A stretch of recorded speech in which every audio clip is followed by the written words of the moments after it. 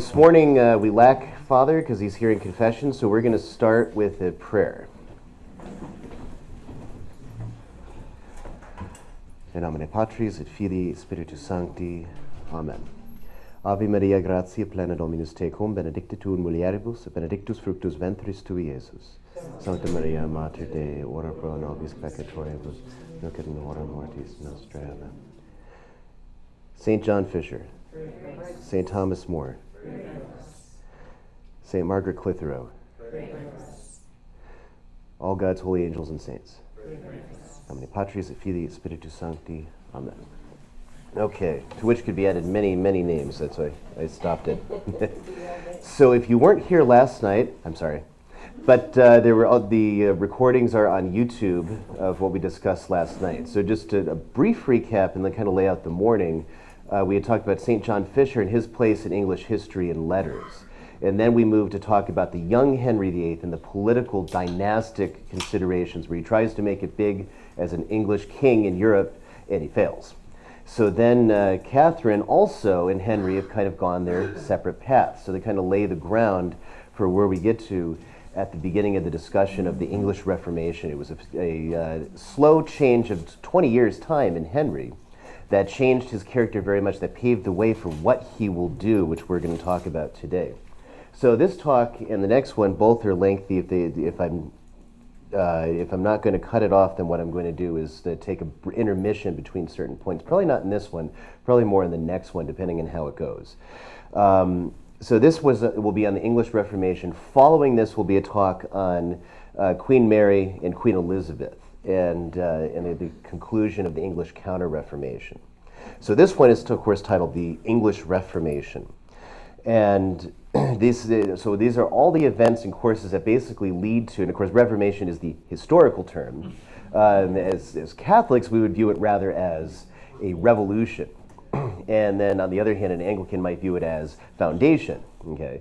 And because in many respects, there were a lot of things that weren't actually quite reformed in any sense of reforming things. So one of the problems of clergy who never go out and preach, who never do anything for the people, right? One of the abuses that's alleged against bishops here. Well, John Milton complains about this in the 1640s. So that's one abuse not corrected by the Reformation. So anyway, so we'll take the title though, because that's what's given to us by history. So our course today begins actually with St. Thomas More.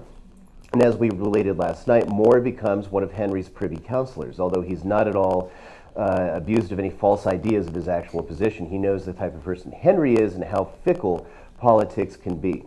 Now, we mentioned in the talk on Fisher how in 1521, Henry decided to make his mark in the life of the church by writing a treatise against Luther, his treatise of the seven sacraments, the Defensio Septem Sacramentorum, Contra Martinum Lutherum, right? And so that was the treatise that got Henry on the map. Now, to produce it, although Henry was very learned, he was nothing more than a well-instructed layman, and so he needed to take his very good writing and then subject it to various bishops to look at it, to examine it, to see, well, should we change, should we add the works of the fathers? And so many of the citations are things that Henry certainly never read, but was told to add in by various bishops to strengthen the argument, strengthen the tradition. But the work is very much his and reads like some of his other writings in Latin.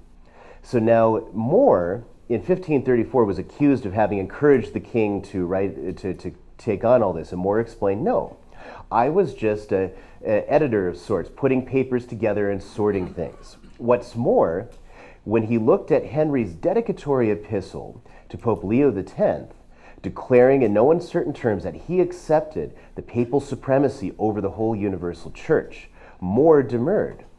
My grace, the Pope is a king even as ye are. Surely, we should leave this out, or else touch it more slenderly. So for after, it may be that the Pope and yourself fall out, right? And Henry said nothing of the sort, and professed indeed that he would fight with every drop of his blood to defend the papal supremacy. More, however, was confused because he did not believe the papacy was a divine institution. Henry did, which is a very confusing thing given what happens 10 years hence. More, as we saw, was a humanist. So he was trained in humanist opinion. and also was a very good close follower of Erasmus. Now Erasmus, in spite of his very close relationship with Fisher and More, and John Colet and other very strong Catholics, More was, as a humanist, looking to the element from the Western Schism, the scandalous papacies of Renaissance popes, especially culminating Eugene IV and Alexander VI, Julius II and the move to war. The Medici hadn't been much better. And so enlightened humanist opinion said, well, perhaps the Pope really is just of a human making and only has a human governorship of the church. Henry learned very differently from his childhood that the Pope indeed has true authority over the universal church. The result being that More starts looking into this question a little further. And then as tracts begin flowing into England from William Tyndale, we'll talk about him in a little bit, Tyndale starts flooding tracts that are basically his translations of Luther's German pamphlets into English. And these are now coming into England and are starting a rise in anti-clericalism. And it supplants the old Lollards that would preach from different places. Now, this is real Lutheranism entering England. So Bishop Tunstall, it was one of England's also big reforming bishops. He gets More to start writing, and More writes his dialogue with heretics, and he realizes he's unequal to the task. As brilliant as he was, and he had studied theology, he needed a little bit more. So he went to St. John Fisher, and he testifies himself that he relied upon St. John Fisher's writings against Luther, principally in dealing with the papacy. Now, we mentioned last night Fisher's book, the confutation of the assertion of Luther, right? When Luther reasserted all his articles that had been condemned, and Fisher writes a lengthy, basically rebuttal. Article 25 deals with the papacy. And there, John Fisher, in no uncertain terms, showed the unity of both Greek and Latin fathers in their testimony and their exegesis of Matthew 16:18 and John 21 in confirming the papal supremacy. And so More saw this, and this was very interesting to More, because More had always heard about Greek opinion and Greek teaching on this subject, in the course of the current Greek Orthodox. Luther would muster the fact that the Greek Orthodox haven't accepted the Pope for so long. So therefore, obviously, it can't be a universal thing. And More was surprised to see how the Greek fathers mustered also by Fisher. So this convinces him, as he moves along, that the papal supremacy is, in fact, a real thing. And then on top of that, Fisher shows a decree from the Council of Florence, where both Latins and Greeks were present, accepting the papacy as of divine origin. So for More, that solves it. That finished it. And so More had changed in his opinion because of St. John Fisher. Henry, on the other hand, would move in a different course, as we'll see. So heresy came to England through the person of William Tyndale. William Tyndale is also noted for we mentioned John Wycliffe, who translated the very first English Bible, although it was in a very difficult to read English because he refused to change the Latin grammar, so that, because his reverence for the Latin was so great, he wouldn't mess around with it. But, so Tyndale starts producing translations principally of the New Testament, but his English is very fluent, it's very good. In fact, a lot of his renderings will influence very heavily the King James. So Tyndale also, though, carries Wycliffe's convention, or Wycliffe properly, his convention of desacralizing sacred offices. So that of bishop and that of priest are now elder and overseer, just as we saw with Wycliffe. And other translations as well are being more or less, from the Catholic standpoint, dumbed down to avoid any notion of a Catholic reading of this. From the Protestant side, on the other hand, we're getting to the original Greek and the Hebrew and the sense of what these words really mean.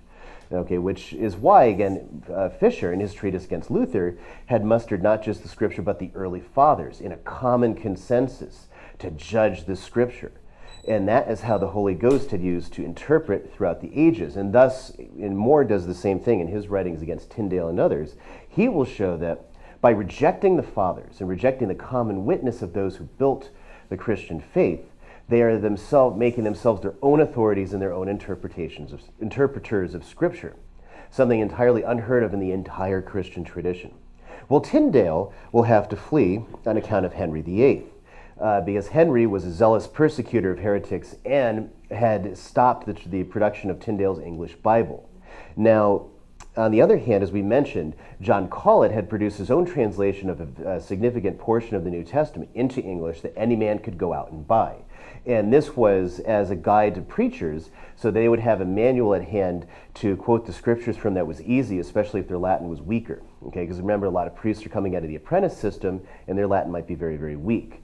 So Henry, as a zealous persecutor of heretics at this time, decides also to go after Tyndale. So Tyndale flees abroad, and then in Germany starts producing his New Testament that he's going to smuggle back into England, and eventually he does. So Bishop Tunstall, when he's on abroad for diplomatic missions for Henry, finds out, so he decides to buy up all the copies of Tyndale's manuscript, so that way he can burn them, be dispensed with them, get rid of them. That always solves the problem, doesn't it? The problem is, of course, is that the money then went to Tyndale and funded him making an even better translation of the New Testament with even more decorative art and other things, and that's which then becomes smuggled into England. And that's a problem that will continue for quite some time in England, is this question of the Bible. We'll revisit this with Henry later in the talk. So in 1526, Henry, now as we mentioned last night, is looking for some way to get out of his marriage, because not only is Catherine not attractive or appealing anymore, she's beyond childbearing age, and she doesn't even bring any dynastic use to the table, since her nephew, Charles V, has just humiliated and disgraced her, and humiliated Henry by breaking the betrothal to Mary. So Henry's not really interested in what Catherine brings to the table. There's got to be somebody else. Enter one Anne Boleyn. Anne Boleyn was trained, her father was ambassador to the French court, and so she had been raised with a very good education in a diplomatic family, in a diplomatic atmosphere.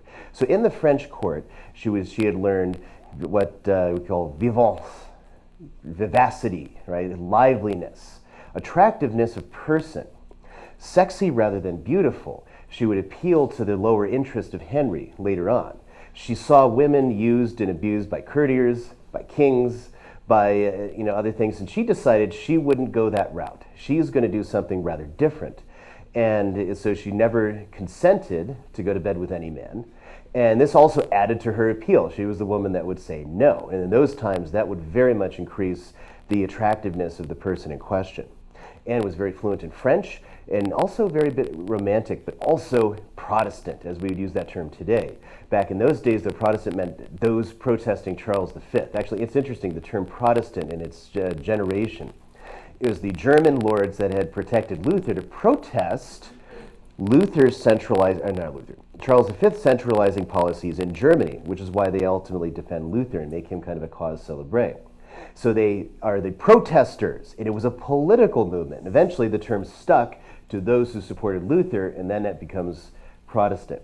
But Anne certainly had a sense of what would be called a new reforming zeal, and that which essentially was Lutheranism, of some stripe and type. Her sister, Mary Boleyn, had also been Henry's mistress, and he had married her off to some count somewhere. So Anne saw this and decided she wasn't going to get involved in anything like that. Rather, she was in a passionate love affair of her own, all right, with Lord Thomas Percy. And so very young Lord is very much a romantic interest for them. And so at some point, Anne comes to the English court and is one of Catherine's ladies in waiting, and she's a real dynamo and dances with great life, and Henry at some point notices. So he gets on Cardinal Wolsey to take care of this for him by sending a letter to young Lord Percy, telling them that in his romance with Anne, he's offended the king himself. So Percy has to let go of the romance, break it off with Anne, and depart, leaving Henry to pursue his amorous affections for Anne. And of course, as the famous story goes, he sends her through royal commissioners a request to become her royal mistress. How would you like to commit fornication and go to hell forever and ever? Right. Well, they don't really think about it that way. So, everyone does it. That's the thinking largely in those days, especially where royal mistresses are concerned. So Anne says no. And this gets Henry wild with romance. He hasn't been romantic in 10 years. There's been mistresses, but this is serious. This is a serious romance. There might be love. And he had married Catherine for love, and it had all fallen out badly for him. And so this enkindles his spirit inwardly. So in 1527, he encourages Wolsey to prepare the way, although how much Wolsey knew that any of this was involving Anne, we don't know until much later. He probably thought it was going to be some French princess or something. But Henry instructs Wolsey to set up a canonical court, which he does at Hampton Court. Then in 1527, Wolsey then is the judge, and Henry stands to answer a charge that he has been living in an adulterous relationship in an invalid marriage for 18 years. And they allege the verse in the Bible, in Leviticus, if a man shall marry his brother's widow, it is an unclean thing, and they shall be childless. So now, Henry then examines the charge and asks Wolsey to make a judgment. And a curious thing happens. Wolsey examines the case, he looks through all the information, and he has the power technically to grant the annulment right then and there in his own little court, because remember, he is the Pope's representative in England as the Cardinal Legatine. He can more or less do whatever he wants. Wolsey has a pang of conscience. Was it because he thought the Pope would overrule him and that his chances for the papacy would be dashed? Did he think he would be humiliated? Or did he think this really was a serious matter of theology that he simply could not brush aside the way he managed the church and state typically? So Wolsey adjourned the case and sent it to Rome, much to Henry's discontent. But he explained to Henry, I have contacts there, we'll work it out. We'll arrange and get this process done by next year. 2 days later, on the other hand, the events would change to move the Pope entirely out of Wolsey's reach. The sack of Rome. Clement VII had the latest outbreak of war between Francois and Charles, after Charles had restored Francois. Remember last night he was taken prisoner in Pavia. Well, they're at war again in Italy, and Clement made the imprudent decision to support Francois rather than Charles during this round of wars, and Charles won. So being somewhat irritated, he sent his army down to Rome to make his point, to put a little pressure on him. But then their payment went into arrears, and then they couldn't afford food to feed this rather large army. So they mutiny and sack Rome altogether, something which Charles did not intend them to do. So they also consisted of 10,000 Lutheran troops, we might add. So then they break into the city. There's a great deal of pillage, rape, and murder, the usual things, taking whatever they could possibly find. The Lutheran troops were noted to be particularly vicious at the time by several contemporary accounts. And much like Catholics in the siege in the fall of Magdeburg, actually a century later during the 30 Years' War, similar types of things go on. But for the Lutherans, then this time they burn down convents, rape the nuns, and throw them in the streets. Then they go through pillaging the art, whatever they could find. They went to Julius II's apartments. If anyone's ever been to the Vatican Museums, you get to the Senza de Raffaele, the Raphael rooms, which have the great frescoes of Raphael, the most famous being the School of Athens. On the other side facing it is the Disputation on the Eucharist, and the Lutheran troops had written beneath it Luther's name underneath there as a jibe, a mark, a joke to the papacy. Clement VII now finds himself a prisoner in Castel Sant'Angelo, which originally was Hadrian's mausoleum, which had been built up and fortified by the papacy since the 6th century. And if you ever see it, you could see it directly across from Rome, or from St. Peter's in Rome. And the archangel Michael is depicted at the very top of it, where it gets its name, Castel Sant'Angelo. Because Pope St. Gregory the Great, in leading a procession, noticed the angel appear and sheathe his sword to signify the plague for which they were processing, if the plague would stop, was going to be quelched. And then everyone would be healed, and they were. So that's why the angel is on top of it, and it gets its name, Castel Sant'Angelo. Well, there's also a hidden tunnel underneath the Vatican that allows the popes to get into it. It was very well fortified, so the German troops couldn't get in. Charles V, not wanting to let a crisis go to waste, took advantage of the situation by making the Pope his prisoner, and thus instructed him that he was in no ways to hear Wolsey's appeal of the annulment in Rome. And this was not a very good situation for him. So Henry and Wolsey are now at an impasse where they can't seem to get anything happening. So Charles had completely abandoned his aunt previously, but now she has a little bit of importance to him because it becomes a international family disgrace if Henry would publicly, cast off his wife. So Wolsey is put in the unenviable position of trying to establish another court. Now Clement VII eventually escapes, and disguised as a gardener, and then he makes his way north and to set up, again, the papal court free of the direct control of Charles V, who couldn't exactly completely reassert himself at this point. So now he tells Wolsey that he will establish a court in England. So Wolsey starts consulting learned opinion of all the bishops, and of course the prime theologian of England at that time was St. John Fisher. So Wolsey is sure to go to him first. And on the pretense of just making a stop on his way to France to negotiate a treaty. And, oh, by the way, I have this question. I have a friend of mine, you see. And he's in this, because this is all secret, by the way. All Wolsey's proceedings are secret. Even Catherine doesn't know yet. So, or hadn't known until about a month before this meeting she finds out. But during the trial we mentioned, she had no idea it was even taking place. So Wolsey goes pretending it's referring to somebody else. And then eventually Fisher calls him on it, so he has to reveal, yes, it is the king. And he explains the case, the verse from Leviticus, and then also the bull of dispensation of Julius II for the affinity.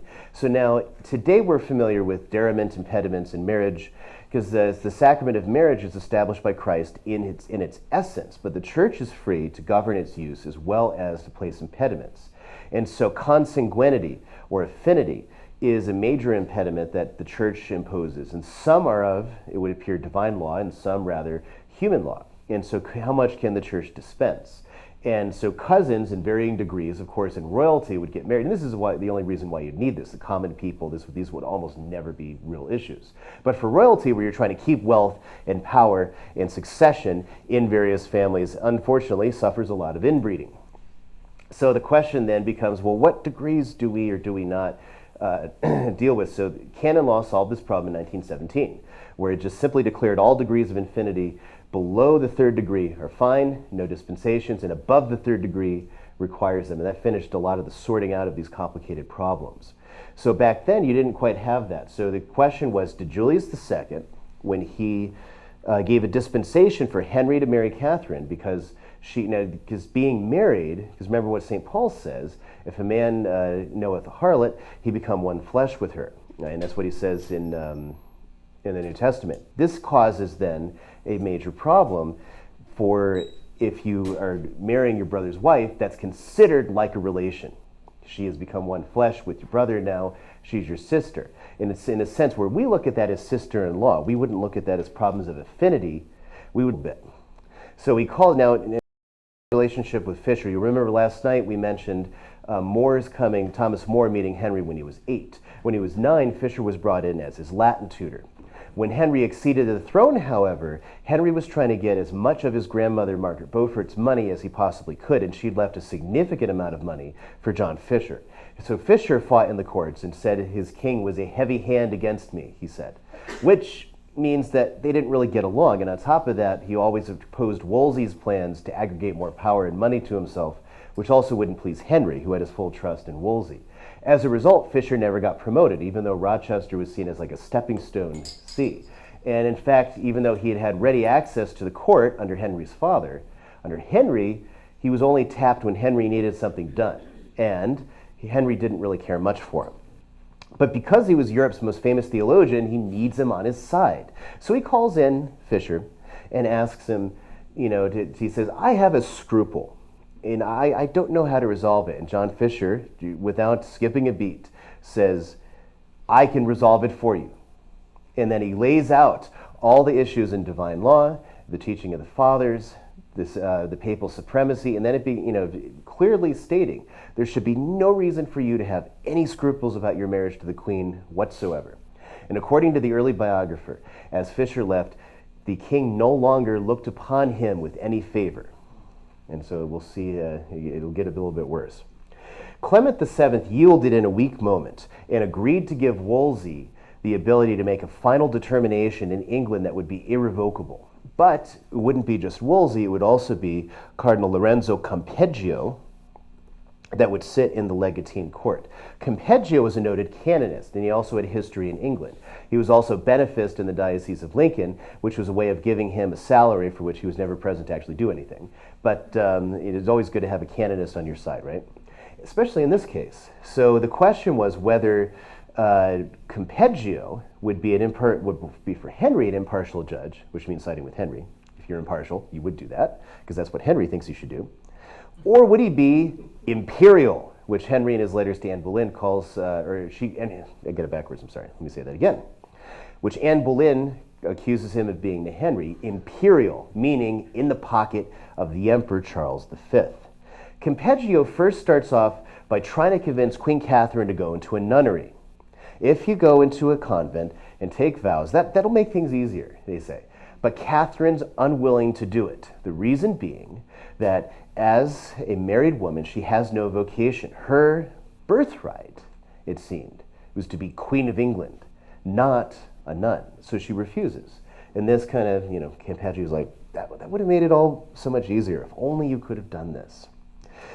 The next scene, the opening of the Legatine court, sees various witnesses. They lay down the procedure. Campeggio is shocked by a number of irregularities. So during the trial, Catherine gets up and approaches Henry directly. Now, we mentioned Henry was not fond of public confrontation of any sort. He was very non-confrontational, as we use the term today, in spite of his large size and his imposing personality. So as Catherine comes to him, she pleads with him in a scene that actually comes from William Rastell, who's Thomas More's cousin from his in-laws' side, John Rastell. And he had written a history of this account. So did Nicholas Harpsfield, who wrote the first biography of Thomas More. So they write an account of this which Shakespeare lifts word for word and just rearranges it poetically for his play Henry VIII. And you could find it there, where Catherine declares, "Have I not for 20 years been to you a lawful wife?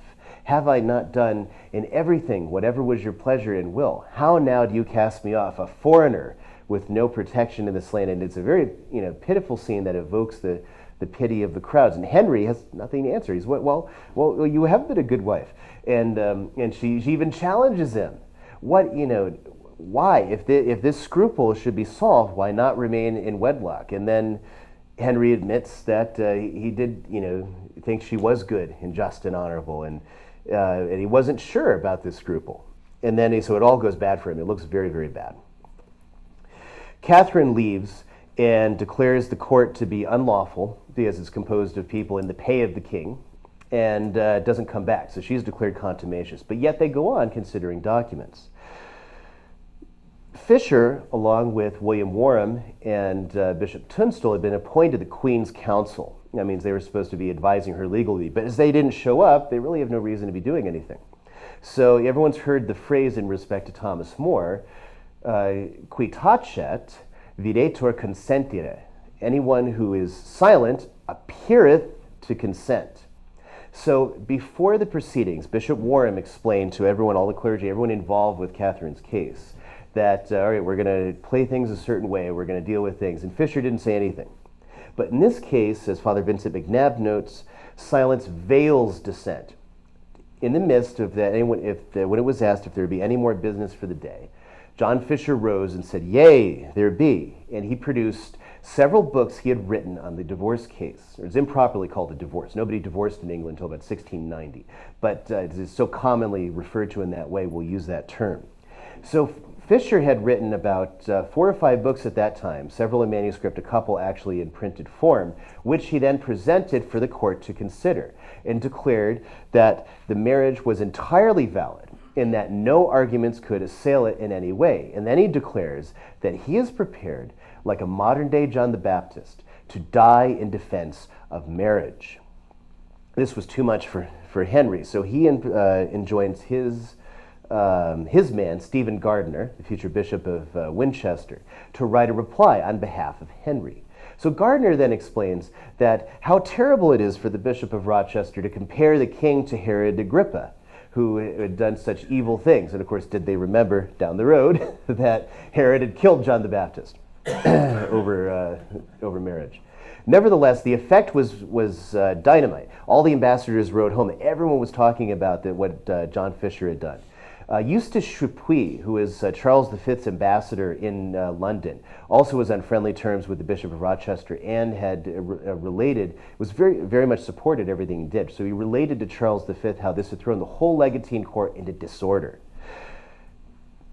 Campeggio had a special brief from the Pope, And this secret brief said to drag it all out as long as you can, then adjourn it and never make a decision. And that way we wouldn't have to worry about it.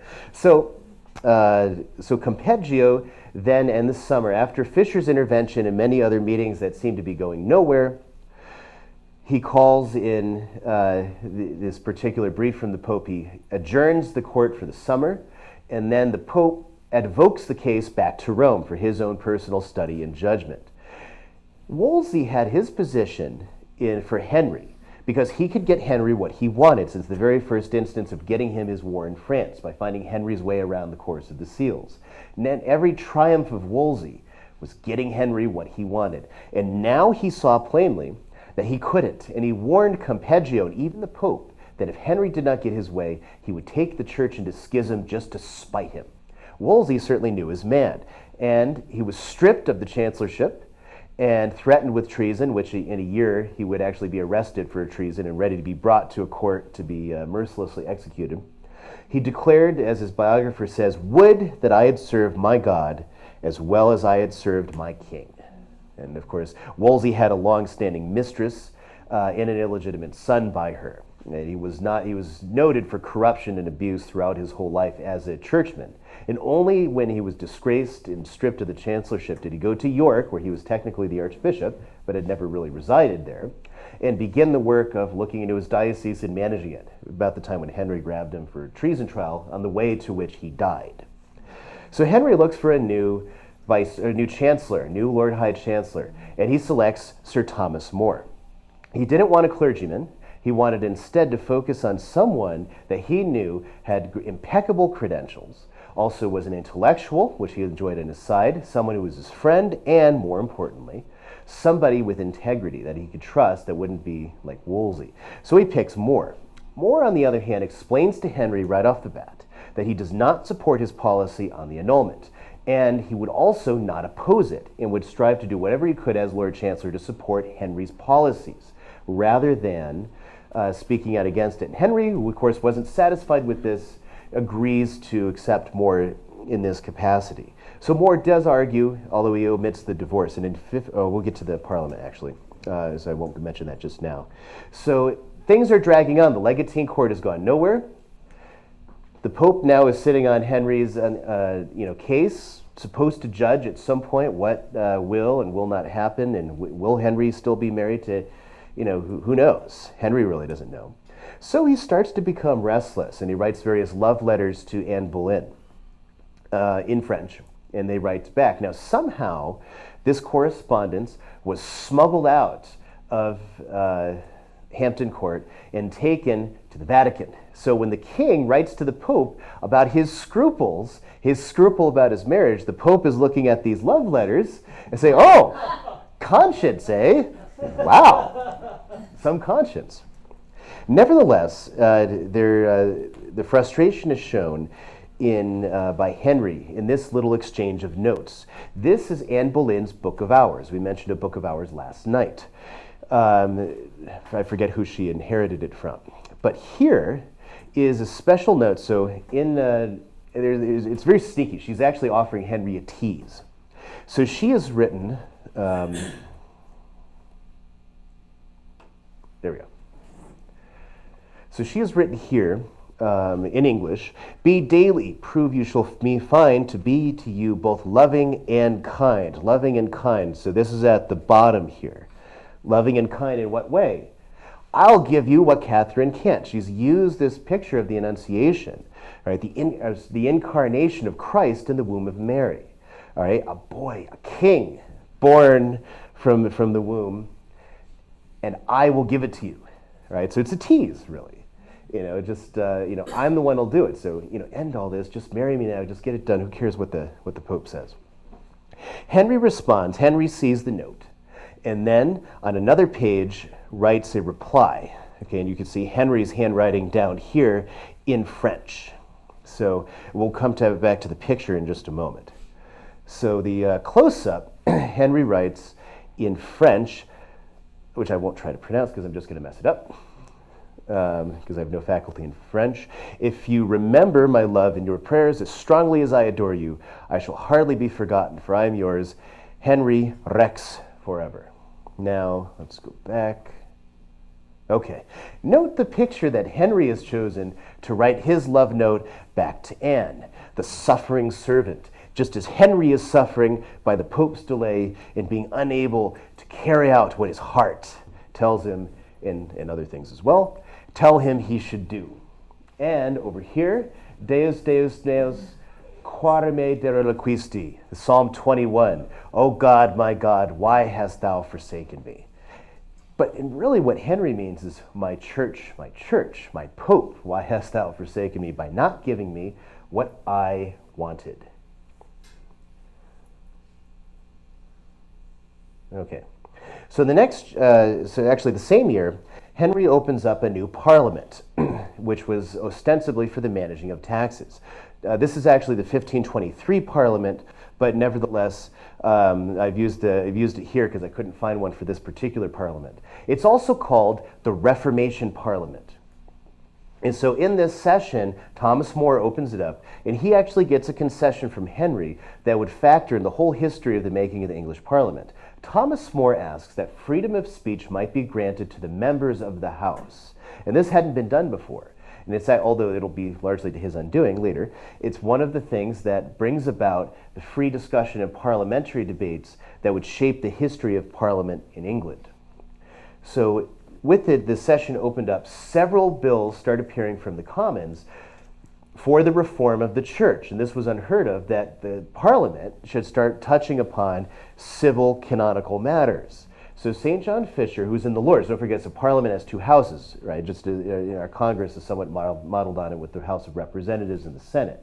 In England, it's the Commons and the Lords. So the Commons you're elected to, but in the Lords, you automatically have a right to go there as a Lord, as a member of the peerage. Or, if you're a bishop, then you have all the rights to speak. So Fisher appears, and as the Commons is advancing this legislation, he rouses the resistance of the Lords, and he says, "My lords, do you not now see the great danger to our church? Luther is abroad with his heresy, and daily the people imbibe against priests and bishops.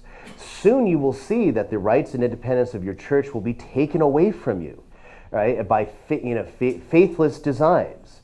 And so the Commons gets really upset because he calls them, he speaks of the faithless designs of these laws, and the Commons take it to mean that he was talking about them. So they go to Henry to get him, to stop the bishop from speaking, and then Fisher just explains, well, no, I'm talking about the doctrines themselves, not the people. And so Henry is not satisfied, but there's really nothing he can do. So he just says, well, just speak more slenderly in the matter. So Henry was frustrated because the Lords defeated all his reform legislation that was going through the Commons. So now he tries another tactic.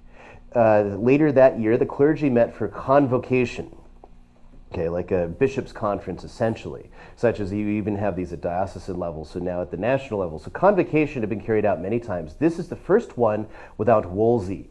So Archbishop William Warham presides as the Archbishop of Canterbury. While they're presiding in their session, the Henry's officials come and inform them they are in violation of praemunere. Praemunere is a medieval statute originating from King Edward I. If you've seen Braveheart, I don't recommend it for its history, but if you've seen Braveheart, the Longshanks, all right, Edward I, who was largely just a bully, especially with the clergy. So what had happened was Edward had seen how the French were taxing the churches to prepare for war. So when Edward was preparing for his own war with the French, he had started taxing the churches. So the clergy appealed to the Pope, Pope Boniface VIII, who then tells Edward to knock it off and threatens him with ecclesiastical censure. Edward doesn't listen, does it anyway, and so the Pope puts the entirety of England under interdict. Interdict is when all the clergy are forbidden to say any mass, to hear any confessions, to carry out any sacramental work, even the burial of the dead, or by Christian rites. They have to be put and then taken out later after the interdict is lifted to get the burial rites. So even marriages, nothing can be done, only baptisms, and not with the solemn rites either. right? So that's what an interdict does. And the design of it, and it worked in the past. It worked for Innocent III. It had worked for Gregory VII and other popes against emperors. So here it should surely work, right? Well, it doesn't work out for Boniface VIII. He doesn't get what he wants.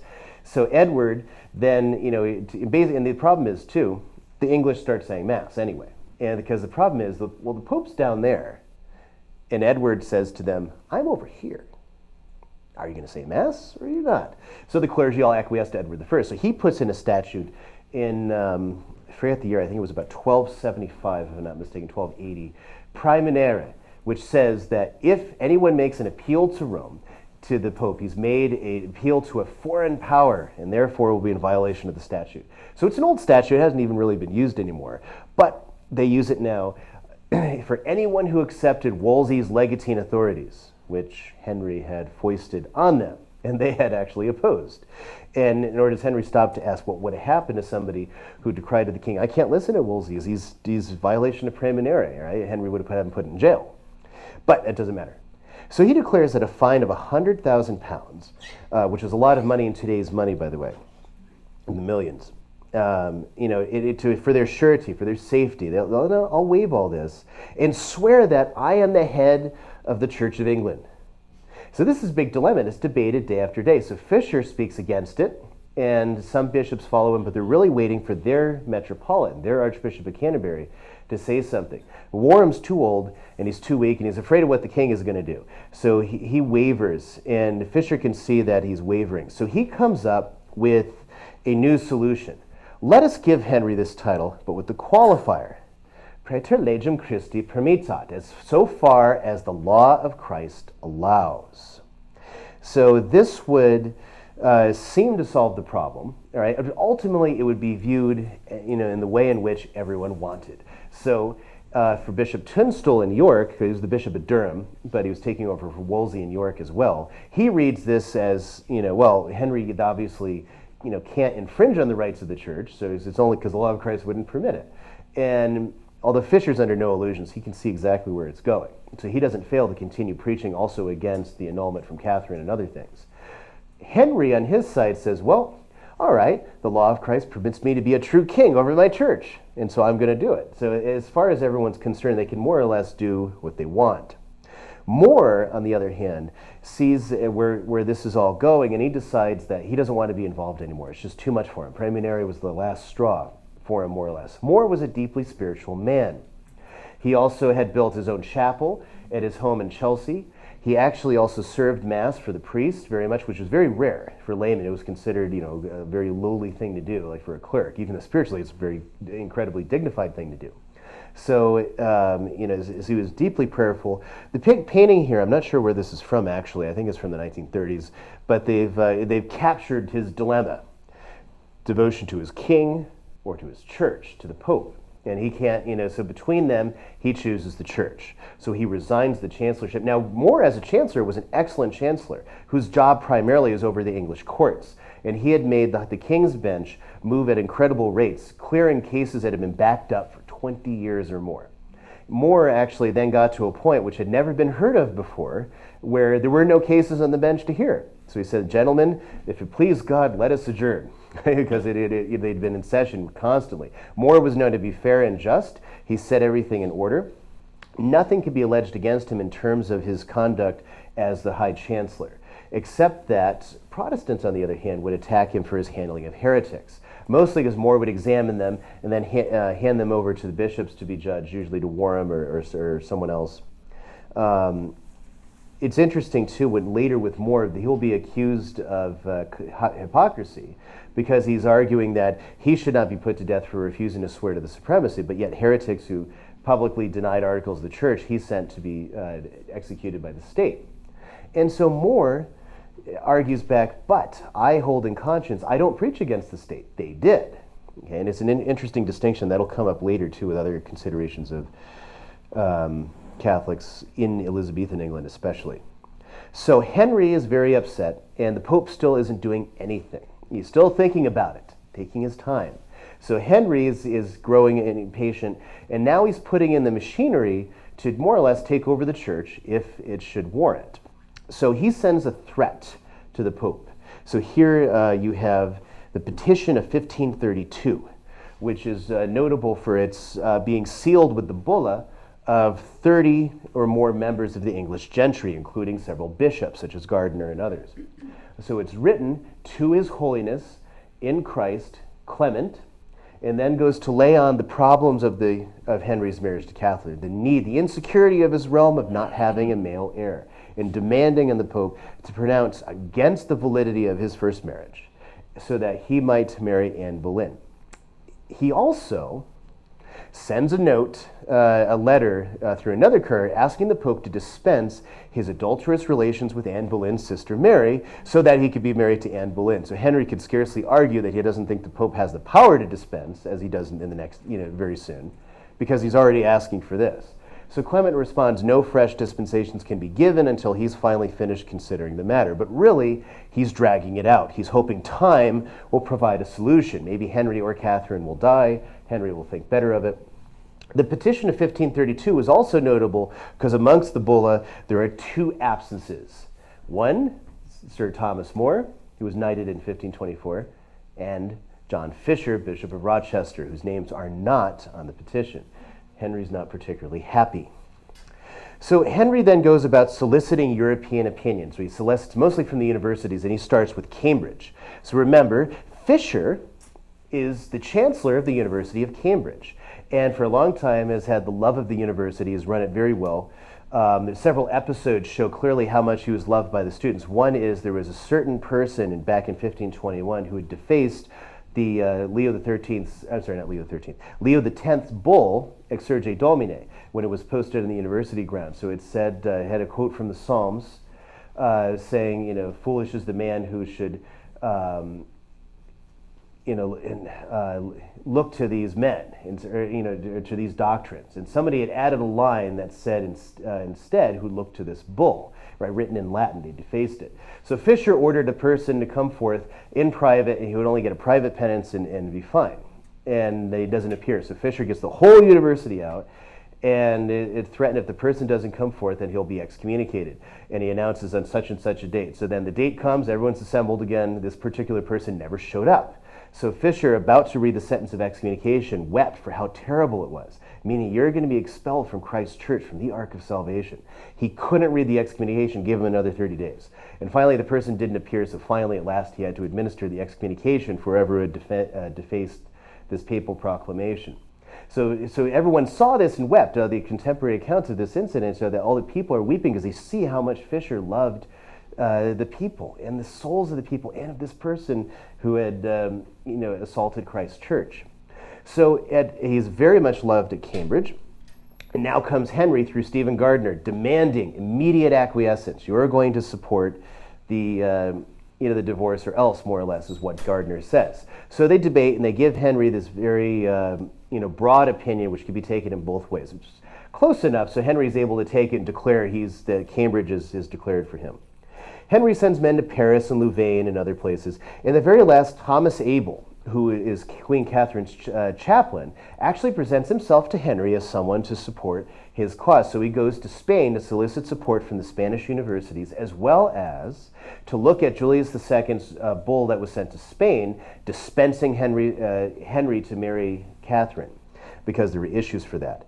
So Thomas Abel, who actually was a double agent working for the Queen, so he even sits with Henry's commissioners working on the discussion of the bull that Julius II had sent. And as they look through it, he's helping explain it to them, but he's also gathering information for his own cause. So when he comes back to England, he publishes a book which he has written, Invicta Veritas, on the truth, unconquered truth, truth unconquered still, an answer to the king's case against the validity of his marriage to the Queen. And so he goes through quite a number of pages. I don't have a picture of Abel, so that's an inscription that he writes, of course, in the Tower, because he's not going to be rewarded for this. So Henry writes several pages into it. In English, it is not, this is false, and underlines it. He's very upset. But then he recomposes his scholarly composure, and he comes back and writes in Latin, the entire case is altogether false. So the whole basis of the case, because Henry's accepted a new doctrine, as we shall see. Abel is, refuses to stop talking about the book. He's sent to the tower, and thus you could see he's written his symbol on the bell. And he languishes there until about 1540, long after all these events are long and over with, and long after Anne Boleyn herself is long finished. And then he was martyred. He's a blessed Thomas Abel. So anyway, so that's again Henry VIII's handwriting on the book. Archbishop Warham, who had been very weak as the Archbishop of Canterbury, he dies. Henry tries to attack him for having consecrated his own bishops and says, oh, that's a violation of praemunire also. We're going to have to call you to court. And Warham writes back, I will not own that this is praemunire when it's the very thing that Thomas of Canterbury, that is Thomas of Becket, died for. All of a sudden, he's starting to rouse a little bit against the obvious persecution of the church that Henry is bringing, but it's too late. He's too old. Had he done it about 6 months ago, the whole convocation might have stood up to Henry, but instead they cowed, and they had Thomas Cranmer come to be the Archbishop of Canterbury. Cranmer enters this story. He's been a chaplain in Henry's court to Anne Boleyn. Prior to that, he was an obscure Cambridge don at what was called Little Germany. That was the Cambridge group of people that included Stephen Gardiner, Robert Barnes, Hugh Latimer, his name will be important later, and several others that were basically Lutherans in Cambridge University discussing Lutheran ideas and opinions, although Gardiner a bit less so. Cranmer, who is the perfect court archbishop, because his only goal is to survive, so he will do exactly what he's told no matter what. Cranmer, as Henry's archbishop, would burn people for heresy that believed the very same things that he believed, such as denying the Mass and other things, because he needed to maintain his position. So he would do exactly what he was told, no matter what it was. Henry now takes advantage of, it seemed that the Pope might go his way. And the Pope, for his part, it seemed that Henry was prepared to have good relations with him. So when Henry's sent to confirm Cranmer as Archbishop of Canterbury, the Pope goes along with it and confers Henry the right. So he's duly invested in 1533 as the Archbishop of Canterbury. So because then, remember, we mentioned this last night, the popes didn't usually care who your bishop was as long as they got the Anates tax. So it didn't really matter, and of course they consigned this man to be the head of the English Church. The first thing Cranmer does is to marry Henry and a pregnant Anne Boleyn in secret, and convinced now that she was going to get what she wanted to be made queen, finally consents to carnal activity with Henry. And so she's a month pregnant, so Henry needs to marry her so that the child will be legitimated. And so Cranmer has, after he's married them in secret, it's a clandestine marriage, right? He then calls Catherine to a special archbishop's court where he will give a determination on the validity of the marriage. And rumors that Henry and Anne were already married in secret have seeped out, so the verdict is a foregone conclusion. Catherine declares it illegal and makes a second appeal to Rome of what Cranmer's done. And so she's declared contumacious, and instead Cranmer pronounces Henry's marriage to Catherine invalid and his marriage to Anne valid. The sometimes blasphemous, sometimes amusing TV show The Simpsons put a gloss on this, where they show Cranmer saying, by the authority invested in me, by you, by Henry, and it really perfectly encapsulates what's happened. The next person to appear in this story is Thomas Cromwell. Not a lot is known about his early life. Cromwell was an MP also from Cambridge, and he had served Wolsey as a secretary, but he survives Wolsey's fall and makes himself noticed by Henry. And nobody still knows exactly when that notice comes or how it does, but once it is, Henry begins to rely on Cromwell to make up the machinery of what's going to happen in government next. And the first two targets that are Fisher and More. Fisher, because he continued to preach about the divorce, but once Henry and Anne were married, Fisher decided it was in his best interest to be quiet, especially because what was the point at this point, right? So Henry and Anne are now married, and they asked Thomas More to come to the coronation with several lords to distribute various alms in Anne's name. And More doesn't show up. Actually, he tells the lords that he's not going to come. So this is just a little too high profile of a person to not appear. So now she is, Anne Boleyn, marks him down for snubbing her. So they're both on the list to go. So the very first occasion of this is an affair called the Nun of Kent. Elizabeth Barton was a nun that had received revelations since she was younger. Now, Archbishop William Warham had thought that her revelations were legitimate. All right, the Catholic tradition has not held that her visions were legitimate, and she then has a vision that if Henry goes through and repudiates Catherine and marries Anne, that he'll lose his kingdom in 6 months, and terrible things will happen. So she'd also went to tell Henry herself. All right, and Henry for a while was somewhat nervous because she had a lot of popular following. Right, and a lot of apparition chasing people that said, wow, she's great, she's a true mystic. And little they know, it turns out to be more or less the Medjugorje of its day, to put it mildly. So then she had gone to John Fisher, who was actually her ordinary, and told him the very same thing. And then she says that she had told the king. And so he says, no, indeed, you've told the king. Probably wasn't a wise idea, but all right. So he doesn't say anything about it. Then, so Cromwell now comes to strike. First, they arrest her chaplain and her mother prioress and Elizabeth herself. She's interrogated. She talks at length about her visions. Then finally, she admits that she made it up because she was so incensed about what Henry was doing to Catherine. So then they also drag out of her correspondence with various people, including Thomas Abel, the Queen's chaplain, John Fisher, and Thomas More, among several others. So a bill of attainder is written up in the Commons for misprison of treason. What this means is that they were aware of something treasonable and they did not make it known to their king. So now they are held as traitors, but for a lesser offense. And so they could be held indefinitely in the Tower. So first, of course, Thomas Abel, we mentioned him earlier. He'll now stay in the Tower until 1540. On the other hand, Thomas More, when Cromwell's men send him a letter asking him to come in, More sends a letter back showing and proving he had written to Elizabeth Barton telling her to have no business in politics. So he's actually dissuading her from talking about it. And it was so clear he could not be charged under the Bill of Attainder. Now, this got Henry very upset. And it was almost in vain that Cromwell and Cranmer managed to calm Henry down and say, look, we cannot legally attain him on this bill. And Henry wanted them to come up with something else, and they couldn't do it. So for the time being, More is all right, but he knows at this point he's a marked man, in spite of his retirement. Fisher, on the other hand, is arrested and put in the Tower. And it's also convenient because it comes at a time when various legislation goes down that we're going to talk about next. Fisher writes a letter both to Cromwell and to the Lords, explaining that since she had already gone to the king, there seemed to be no reason why he should now relate it again. And the Lords were satisfied and revoked the Commons' attainder, and so which also didn't make Henry happy, but by that time it was all right. So 1534, you have more legislation come down the pike. The Heresy Act, restraining bishops from initiating cases of heresy. Speaking against the Bishop of Rome is no longer to be considered a heresy. The submission of the clergy. Okay, so the clergy all must submit to the king as the lawful head of the church, as far as the law of Christ allows for the moment. The clergy are forbidden to assemble a convocation without the king's writ. Appeals to Rome are forbidden.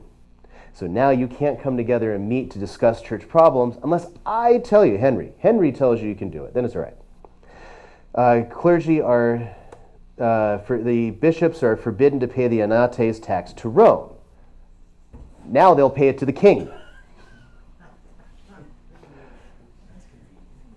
All dispensations that previously are within the power of the Archbishop of Canterbury, subject to the king's assent. So all this legislation, which is done in about 10 weeks, Cromwell is pretty much the architect of all of it. At different points, he's accused of packing the Parliament with his own men. He couldn't do that just overtly, but it seems that over time he had worked his way to the elections of various people that were known to be, if we use a later term, king's men.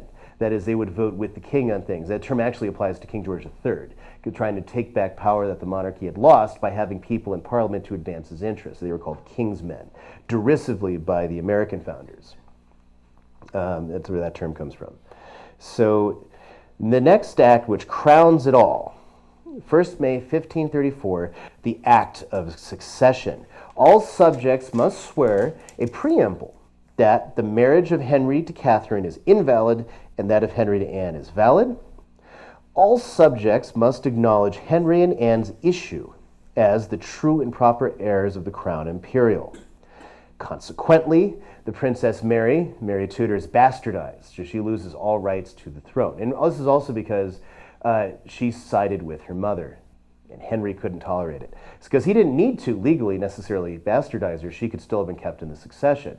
But since she had sided with Catherine, anathema sit. Any subject that refuses to take the oath forfeits their property and is imprisoned for life. So in June of 1534, St. John Fisher is summoned to Lambeth Palace, which is Cranmer's palace in Lambeth. And of course, his own is a smaller household adjoined to it. Fisher then appears, and Thomas More is there also. And there's a number of other things I would like to talk about, but there's simply not enough time. Fisher and More are then administered the oath, and they declare that they will swear the succession.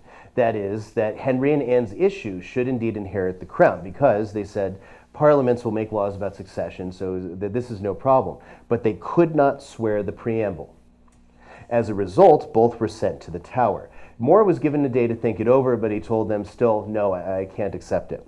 Interestingly, while Fisher was being held there, men from Cambridge came to see him about the changes in various statutes. And Fisher saying, well, I won't sign anything without reading it over. So even then, the Cambridge is still coming to Fisher to carry out his business as the Lord Chancellor. But nevertheless, they're both put in the Tower. Now, you had to pay for your own stay in prison back in those days. You didn't get a state-funded 3 meals a day, cable TV and weights and other things like in our day. So when you went to the Tower, you actually had, or a family member had to pay and bring you food, had to pay for your food. The state didn't pay anything, even if you had to be there. So Fisher had to pay a much higher rate, being a bishop. More was treated a little more nicely. He was allowed to have books. He was allowed to have free access to a number of people. Fisher was much more limited. His brother Robert served him as a body servant. He had another servant after a time that eventually, after all this, went to the continent and became a priest. George by name. So being in the Tower, they forfeit all their property. More had knew this was coming, so he had actually sold off a number of things and given other things to his children to hold, so that way there wouldn't be so much that would be lost. Fisher, on the other hand, lost everything. He was stripped of the title of Bishop of Rochester. He was stripped of any possession he had. So Henry's men go to see what they can find, and they make a list. In his own bedchamber, a bedstead and a mattress, a counterpane of red cloth lined with canvas, a tester of old red velvet, nothing worth, a leather chair with a cushion, an altar with a hanging of white and green satin of Bruges, with our Lord embroidered on it, 2 old blue silk curtains, a cupboard with a cloth, a little chair covered with leather and a cushion, a closed stool with an old cushion on it. In the north study, diverse glasses with waters and syrups and boxes of marmalade, a table, 4 round desks, and bookshelves. In the chapel, a cushion in the seat of the chapel, the altar cloths, 2 pieces of old velvet, and an altar stone, 4 gilt images, and a crucifix.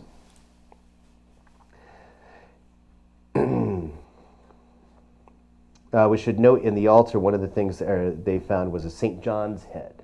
The St. John's head was a depiction of, this is a medieval one, it's not different from the one St. John Fisher would have had on the altar. And John the Baptist was such a popular figure in devotion, this is what it was a common thing to have. So the Cromwell's ministers continue. In the old gallery, certain old books pertaining to diverse monasteries. In the wardrobe, a tunic of stamnel, that's wool, a Spanish blanket, an alembic to distill aqua vitae, it's whiskey, with diverse old trash, a trestle bedstead, as in no mattress, a pair of sheets, 6 boards, 2 pair of trestles, another chamber hanging of old painted cloths, a great looking glass broken, an old folding bed.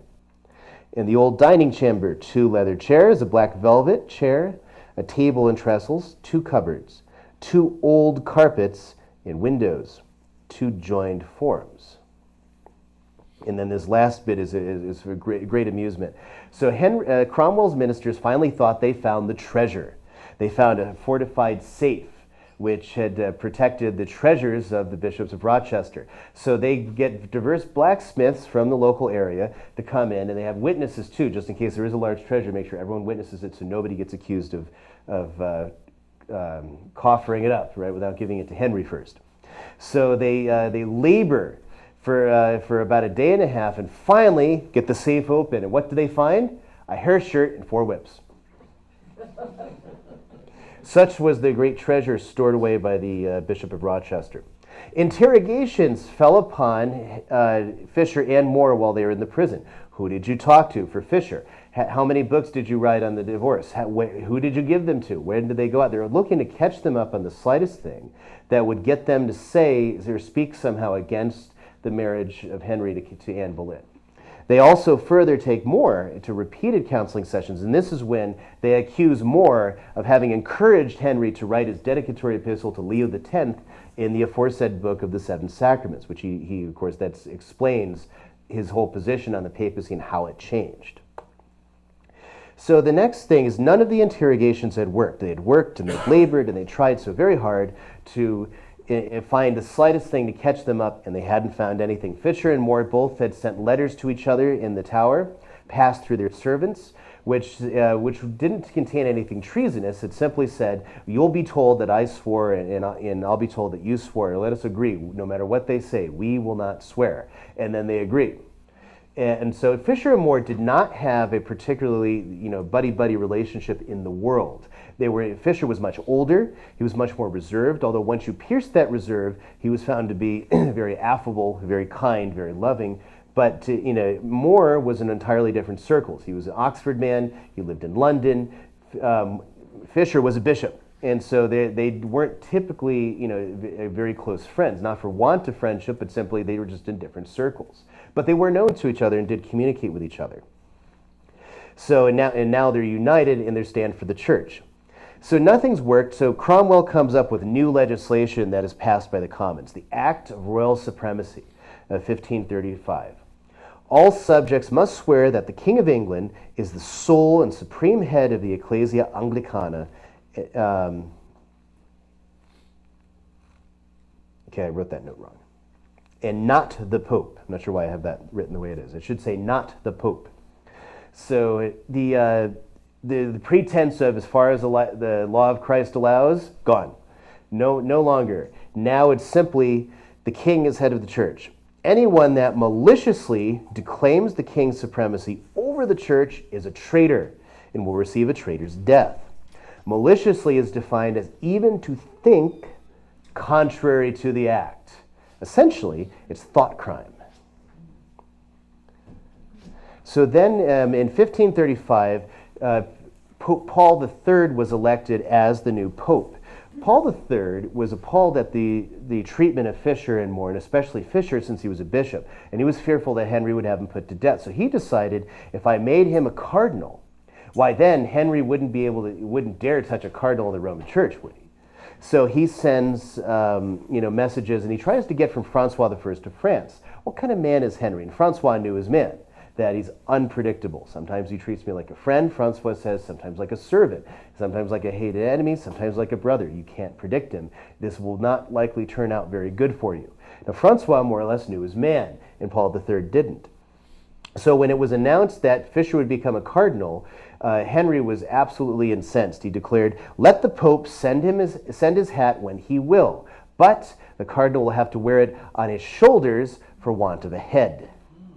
So he knows exactly where it's going. And now Fisher, on the other hand, was interrogated mercilessly about this, but they could not find any evidence, because if Fisher had communicated about this being made a cardinal, it would be proved to be against the Praemunire Act, and thus they could execute him for treason that way. So Fisher said, I set nothing by it, even though it is an honor. I am just a simple bishop. He's also the only cardinal martyr, we should add. Richard Rich, if anyone's seen A Man for All Seasons, you know the line, Richard, what profiteth a man to gain the whole world but lose his soul?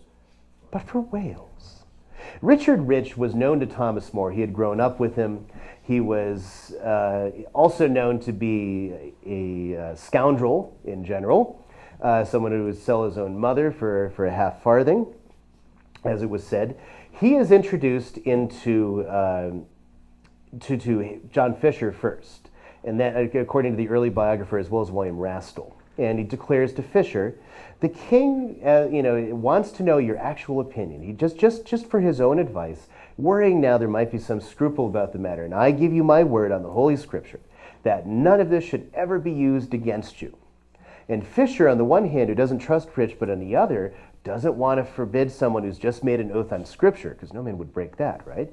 Tells him that he thinks the king could not be the head of the Church of England because this title was given by our fathers from ancient times, and no parliament had a right to simply give it to the king, since this was given to the Pope.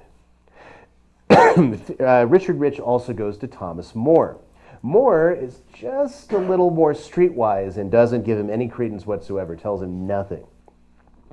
So virtually the next day, Fisher is brought to trial. And after a few preliminaries, they march out Richard Rich, who then tells the court what Fisher had told them. And then Fisher says, but you swore that it would be private, on Scripture no less. And then Rich admits it and says, so what of that? And it was clear. Then Fisher explains that this was not meant maliciously at all, because he was told the king wanted to be informed of his opinion.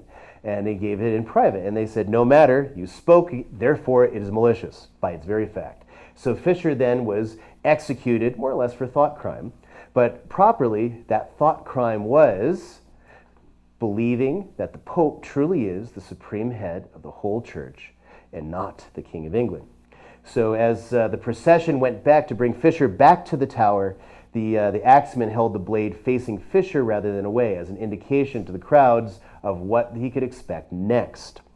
The next day, the jailer came and woke him up early in the morning. And then Fisher asked for a little bit more sleep just to steel himself. And so then he went facing his execution. He stopped on his way out, opening up the New Testament for a passage, and feeling fortified, went to the gallows.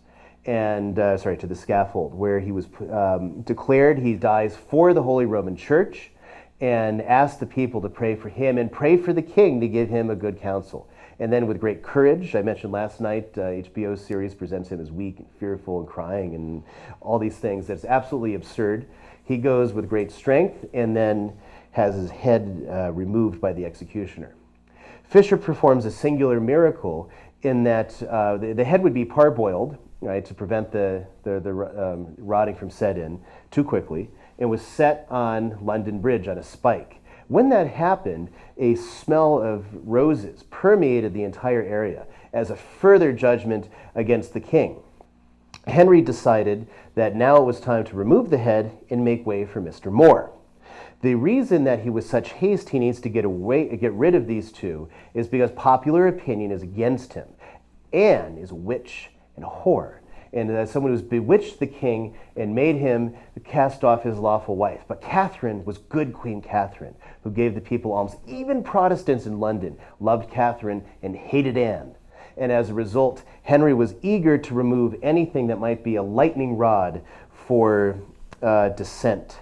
So the trial of Thomas More then happens, where they allege diverse things against him, which he answers. And then at the last, they bring in Richard Rich, just as the scene has it in A Man for All Seasons, whence the photo comes. More explains that when Rich declares that More had told him, because More didn't give him anything, so Henry decided, well, if he perjured himself once, why not do it again? So Rich then declares that, oh yeah, More told me that the king can't be the head of the Church of England. And More says, why, when I have refused to open my mouth for so long, would I open it to you? And he lists all these things that are known to people in London of why Rich is a scoundrel.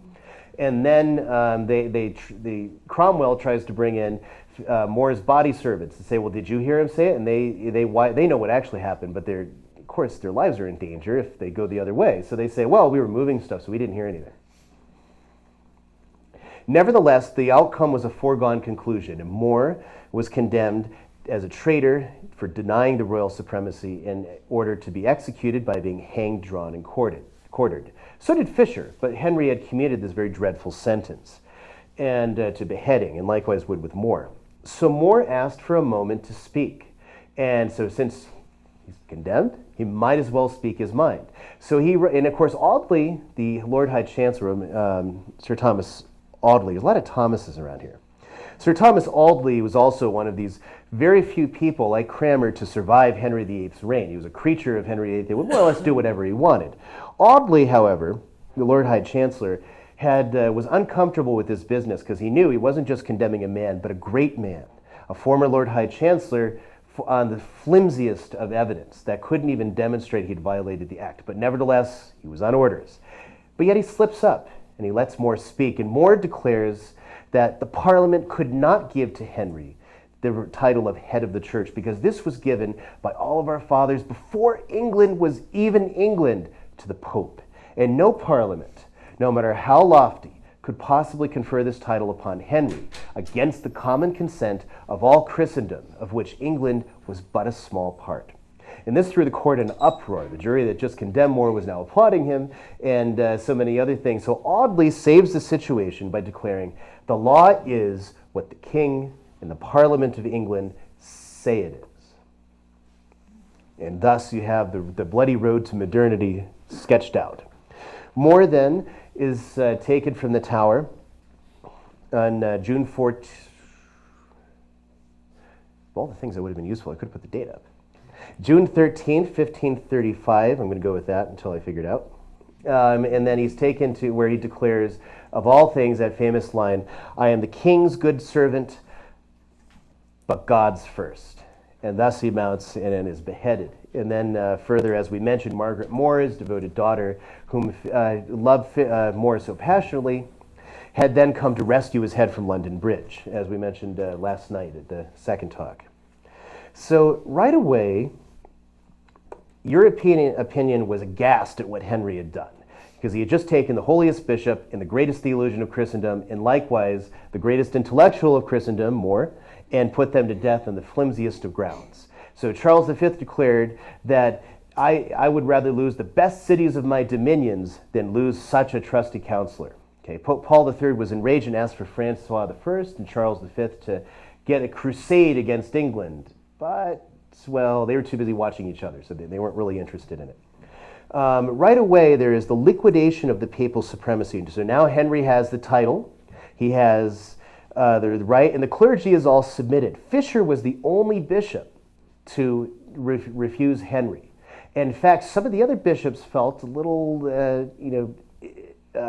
guilty. Fisher's making us look bad, they said. So they went, Stephen Gardiner, Bishop Cuthbert Tunstall was friendly with Fisher, and Cranmer and a few others, but Cranmer was just standing outside. So these other bishops who were friendly with Fisher, they appealed to him, please just submit to Henry. It's just a minor affair, it's nothing that tremendous, that big. And Fisher declares, woe, my lords, that I could have seen better days, for the fort is betrayed even by those who should have defended it. And thus the bishops had all submitted to Henry. The last thing is get rid of the remnants. So the first thing that goes, here's a picture of Thomas of Becket. Why did Thomas of Becket get killed? Was it just a feud with Henry II? Thomas of Becket stood for the rights of the church, the independence of the church from the crown. Henry, in his coronation oath, swore to defend and preserve the independence of the church, and also defended Magna Carta, he upheld Magna Carta, which swore that the king would not interfere in the church. So now he's got to do something about all these things. So he actually forbids Magna Carta to be published. He makes certain that the shrine of St. Thomas Becket is plundered. All public references to Becket are to be expunged in any sermon. He's to be taken out of the calendar of the Mass. His entire shrine is to be removed.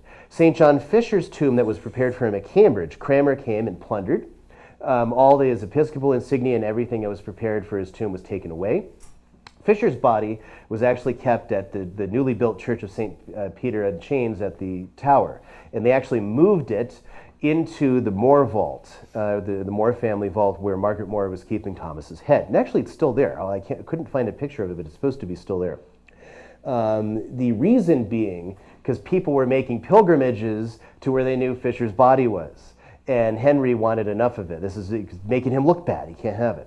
So he's got to get rid of all these clear signs. So with great energy, he tries to liquidate the cult of St. Thomas Becket. Henry's book on the Seven Sacraments was said to be a devilish instruction foisted upon him by the Bishop of Rochester.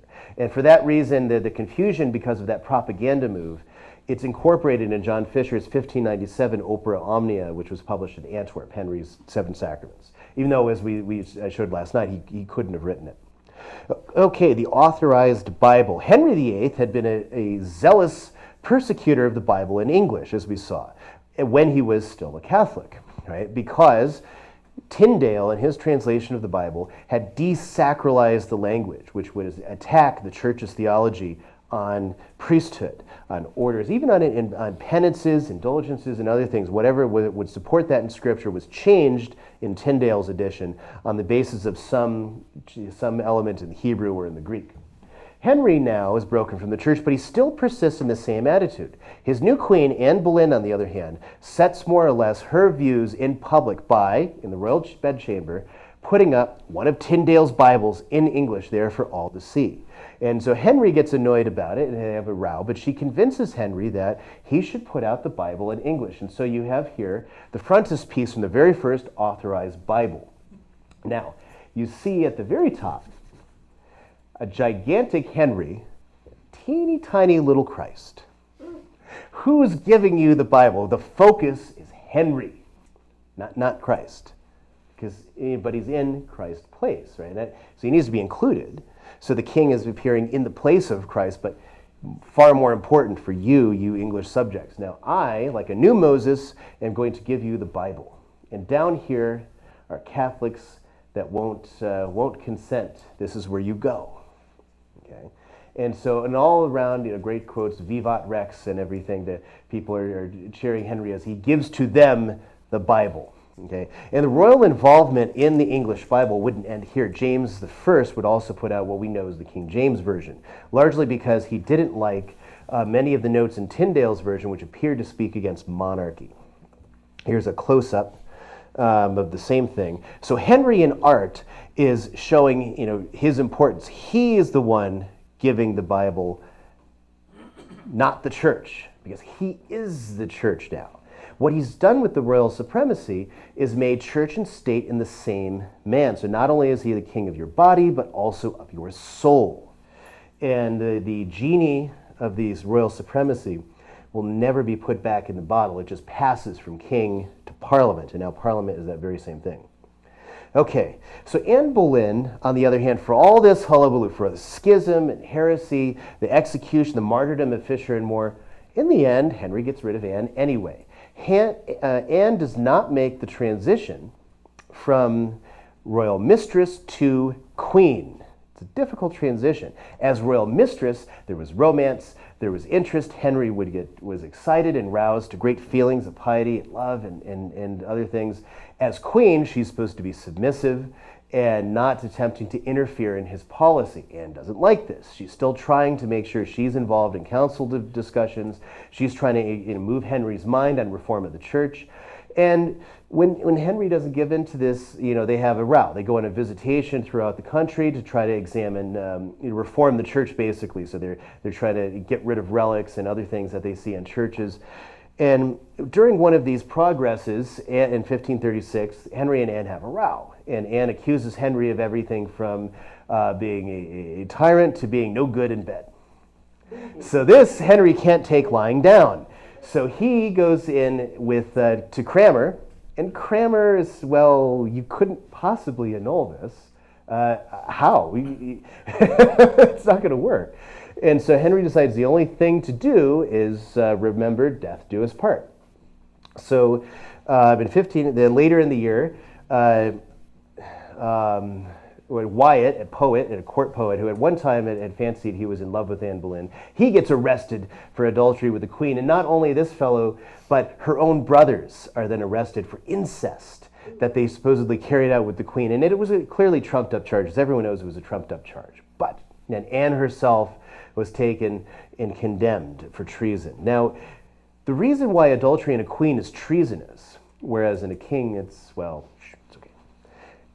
if a queen should have a son and you don't know who the father is, it's a grave threat to the kingdom because of the issue. You don't know who it is, whereas if the king has a couple of bastards here and there, he could legitimize them, maybe he doesn't, but they're not an issue for the succession, the way it is for the queen. So as a result, Anne Boleyn was condemned to treason, but Henry commutes it to beheading. And Anne, expressing her fear, because the axemen are not always so clean cut in their strokes, he has a swordsman brought from France and has it lopped clean off. The very next day, Henry is married to Jane Seymour, his third wife. Okay. Now, he had been courting Jane for quite some time, actually, behind the scenes, as things began to fall out with Anne. And so he goes to court Jane Seymour, and as soon as Anne is dead, Henry and Jane are married. Now, Jane is an interesting case because she's many things that Anne was not. She is submissive, but she also was offered to be Henry's mistress, and she refused. Carefully coached by the groom of the stool, Nicholas Carew. And now what we see is there is actually a conspiracy to bring down Anne. And it originates actually with Princess Mary, former Princess Mary. Now, Henry's daughter, Mary, we'll talk about her more in the next talk, she had been bastardized, and she was forced to live in Anne Boleyn's household. She was beaten on Anne's instructions for refusing to acknowledge that she was just a bastard and not really the princess. And so her and her friends, especially her friends, because now she's getting older, but she's still under this constant torment. So her friends they can't believe what Henry's doing to his own daughter, and it's obviously the evil influence of Anne. So they actually reach out to Cromwell, who sees a chance to network and increase his power. So Cromwell works with Carew and the Catholic faction that want to get rid of Anne. And thus he crafts the trumped-up charges that she's killed for him. And then Jane is made queen, and the expectation is Mary would then be elevated in her position. Henry might even return to the church, who knows? So the exact opposite happens. Henry declares that Mary must accept the royal supremacy and the repudiation of her mother's marriage and accept that she is a bastard, or else he's going to kill her. And you looked at what he just did. He just killed Anne. He would have no qualms about killing his own daughter. Moreover, the emperor had made an agreement with Henry, so she wouldn't be getting any help from him either, that is Charles V. So Mary subscribes and then accepts the act of royal succession, which she'll blame herself and Cranmer for the rest of her life. And we'll see that in the next talk. So now Henry's in an interesting position. His Catherine had died of natural causes in 1535, and sequestered, living in a horrible confinement by Henry. Anne is dead by beheading, who was, at least in church law, never her true wife, Henry's true wife anyway. So now he's married to Jane Seymour, who's actually Catholic in sympathy. Henry's free. He could have returned to the church without any more ado, but he doesn't. And so this tapestry gives us the answer why. Right? This is actually from a tapestry, but it's originally a painting, which was in Whitehall. It's a copy. It's the original one burned down with Whitehall in the 1662, I think, the Whitehall fire. Anyway, so Henry is depicted in the foreground with Jane Seymour, although this is a much later painting. She was dead by this point, but she's the good wife, so she's always painted in. And then his father and mother, Elizabeth of York. So then the Latin inscription in the center declares the whole matter of the painting and where Henry is at. Who is greater, it asks, the father or the son? The father, Henry VII, was great, for he brought an end to civil war. That is, the Wars of the Roses is what they mean, but that term hadn't been coined yet. But Henry has, on the other hand, restored true religion and trampled the power of popes underfoot. In other words, Henry has become too powerful. Why give up the power and accept the papal supremacy one more time? Oops, I took that one out of order. So Mary had accepted the royal supremacy, and now we should mention Henry's weight. Okay. Anne Boleyn had given birth to one daughter, Elizabeth, and so Henry decided, okay, well, this is not a good sign. Try to get a son here, Then Anne is pregnant with, again, and Henry's jousts. And during the joust, he's knocked off his horse, and the horse lands on top of him. It's equivalent to being thrown from a car and have the car land on you, except that Henry's in armor. But still, he blacks out, and he's unconscious for about 36 hours. and then finally he comes to. He's seriously damaged his legs, and the doctors determined that he needs to be constantly bled. So they keep these constant ulcers on his legs, which is not very good medical science. And Henry then can't joust anymore or take part in the hunts or various athletic activities that he used to do. So he's sitting and he's eating, and thus he gets fatter and so many other things. So Holbein, though, the genius of Holbein is to take this particular image and turn it from what could be really negative into power and authority. Here, of course, the dagger, ready to strike always, law and authority seen in the scroll. And Henry's great weight is now his imposing size, his imposing mass of authority that looks at you as he continues eating. The next thing we'll talk about, and so we can bring this more rapidly to a close, is the dissolution of the monasteries. Yeah, we're out. Okay.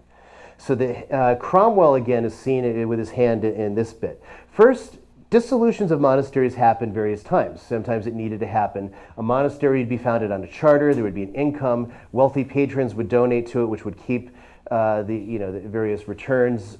And so they would have an income that came into the monastery, but sometimes the men just died off, and there were fewer, convents too. They would just get smaller and smaller. You'd only have 2 or 3 people, and then it really wasn't serving any purpose for which it was founded, so they would dissolve it. Wolsey had dissolved a few monasteries. Henry had dissolved a couple smaller ones earlier, which was not out of keeping with how the church did things.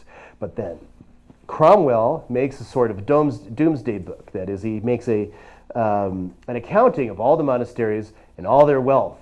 And Henry sees dollar signs, or actually pound signs. And he decides now is the time to seize the church as well. So the monasteries are all dissolved, all throughout England. Now the monasteries not only offer free education, as we saw with the example of Thomas Wolsey, remember, he's the son of a butcher, usually on the wrong side of the law, and he escapes that life by going to a grammar school, by learning Latin, and getting himself a scholarship to Oxford.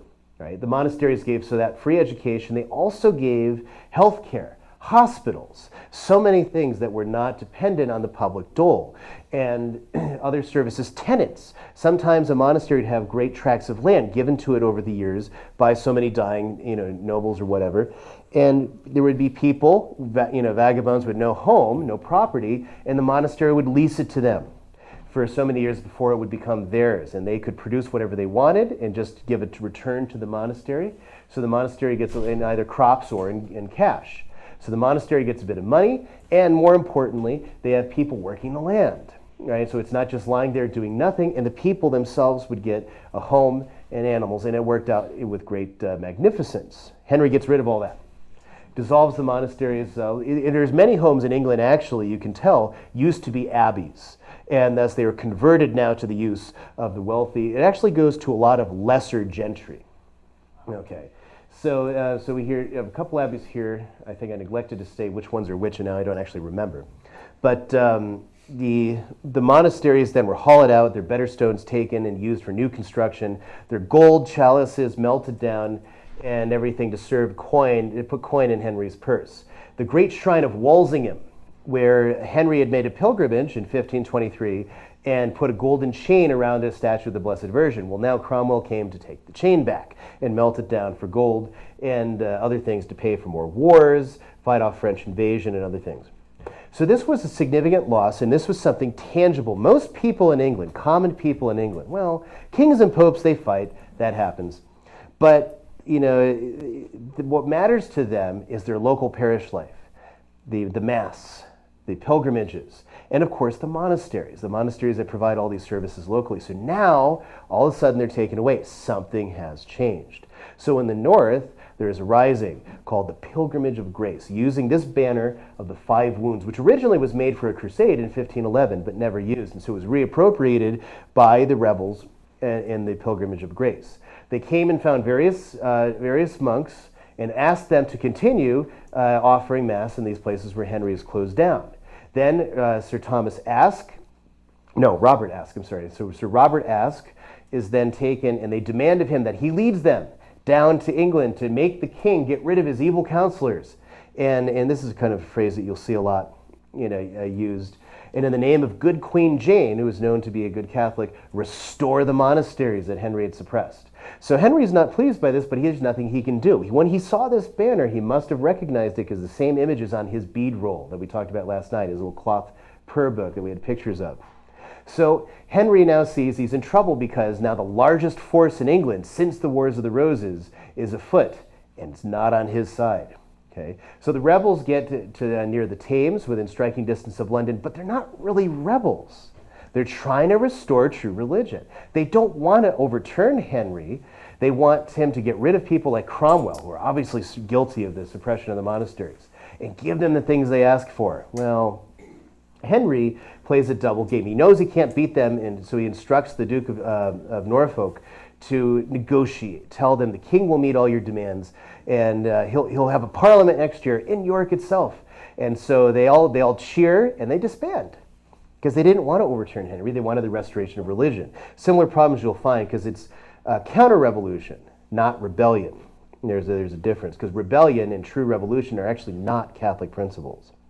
So anyway, so the Pilgrimage of Grace fails in that, and then Henry double crosses them all.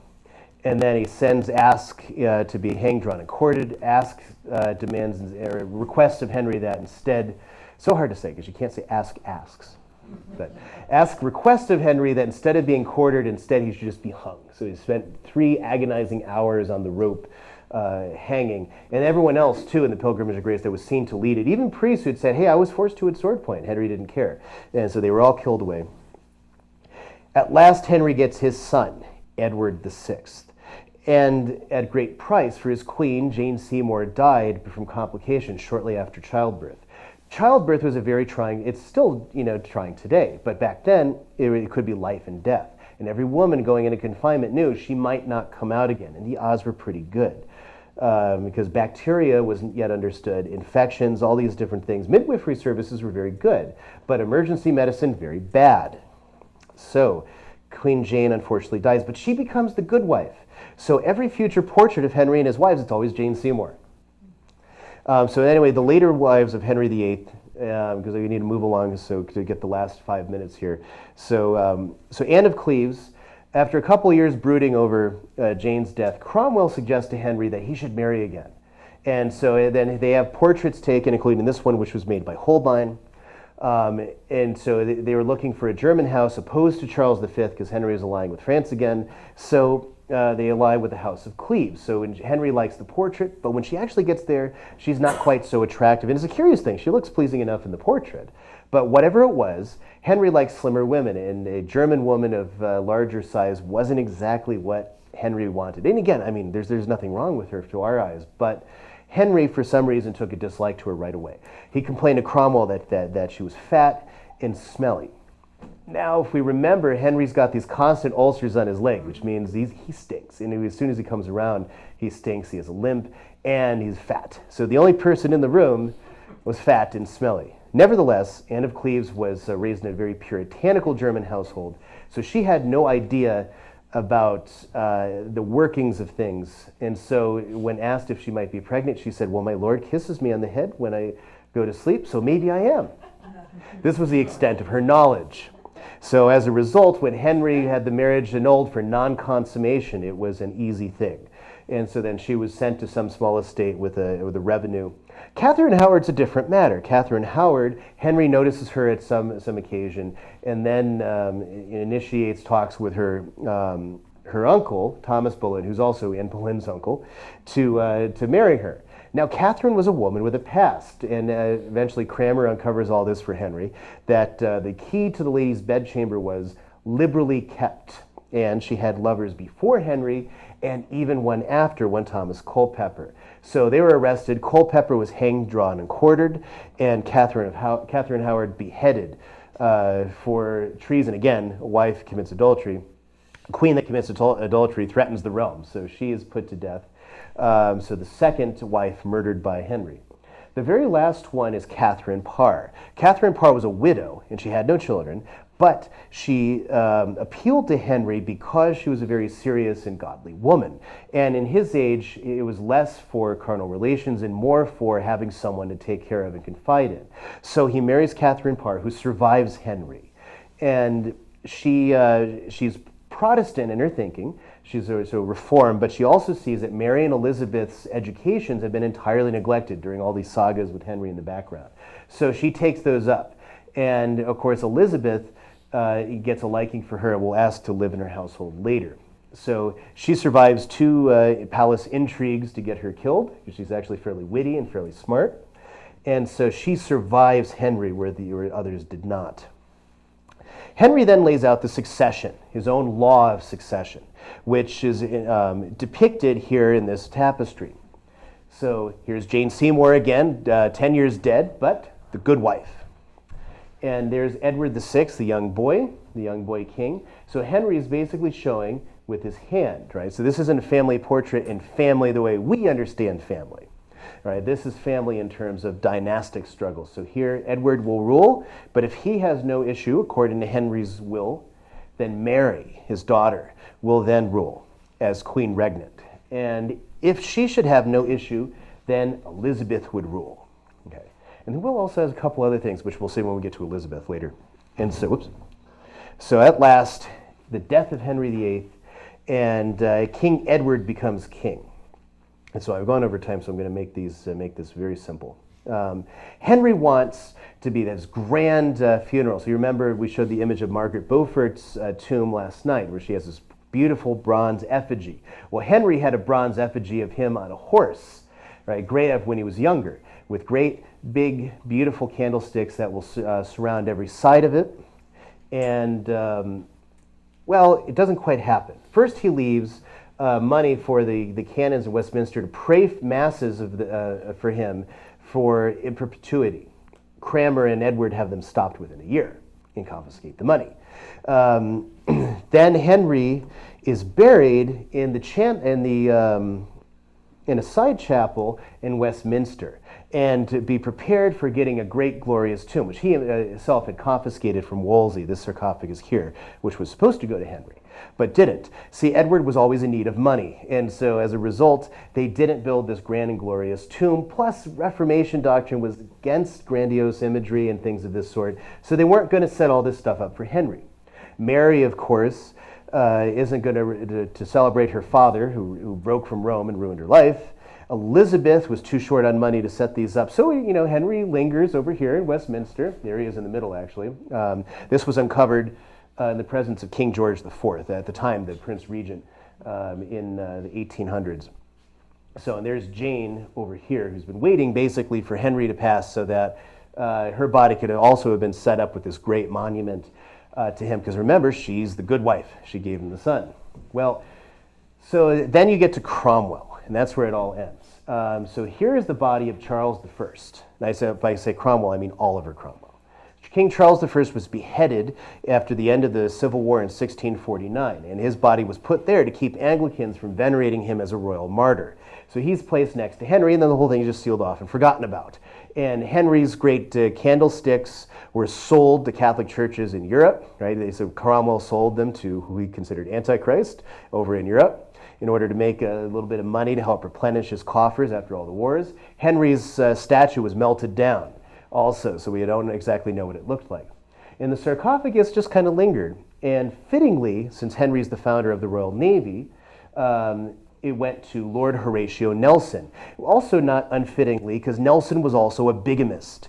He had taken the wife of the ambassador, Lord Carlisle, as his mistress, and had an illegitimate child by her. And Nelson was hated for this, and when he got into the peerage, he would speak, and everyone else go, oh no, because he's a bigamist. He hasn't even bothered to divorce his actual wife, and he's still living openly with this the Lady Carlisle. And her husband's still alive, but he doesn't care because he's too old, so it doesn't matter. He's serving his country by giving his wife to Nelson.